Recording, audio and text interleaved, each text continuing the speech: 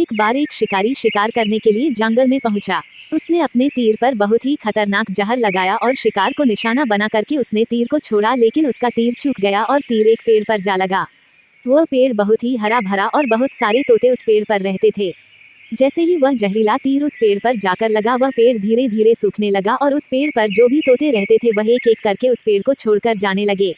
उस बड़े से पेड़ के कोटे में एक बहुत ही बूढ़ा तोता रहता था जो बहुत ही धर्मात्मा और अच्छे मन का था। सभी तोते उस पेड़ को छोड़कर जाने लगे थे, लेकिन वो बूढ़ा तोता जाता था, दाना लेकर के आता और उसी कोटे में आकर के बैठ जाता था, परंतु उस पेड़ को छोड़ने को तैयार नहीं था। बूढ़े तोते के साथियों ने कई बार आकर के उसे समझाया कि यह पेड़ सूख रहा है और किसी दिन गिर भी जाएगा, चलो किसी और पेड़ पर चल कर रहा जाए, परंतु वह बूढ़ा तोता वहां से जाने को तैयार नहीं हो रहा था।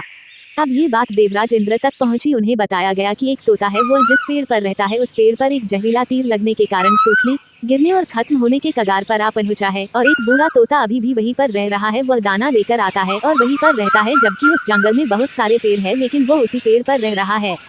देवराज इंद्र प्रकट हुए और उस बूढ़े तोते से कहने लगे कि आप बहुत धर्मात्मा है, बहुत ही अच्छे मन के हैं, लेकिन आप इस पेड़ को छोड़कर किसी और पेड़ पर चले जाइए, क्योंकि यह पेड़ कुछ ही दिनों में गिर जाएगा। तालाब के पास में बहुत से बड़े बड़े हरे भरे पेड़ है, बड़े बड़े कोटा है, उन पेड़ों पर फल भी लगे हुए हैं, उन्हें वहीं पर तोड़कर खा सकते हैं, परंतु यहाँ से आप चले जाए। तोता बोला, माफ कीजिएगा, इस पेड़ ने मुझे जीवन दिया है, शिकारियों से मेरी रक्षा की है, हर मौसम में मेरे साथ रहा है, ये कोटा मेरा घर है, यहाँ मैं पला बड़ा हूँ, इस पेड़ को मैं छोड़कर कैसे जा सकता हूँ? इस पर संकट आया है तो क्या मैं इसे छोड़कर चला जाऊँ? मैं ऐसा कभी नहीं कर सकता।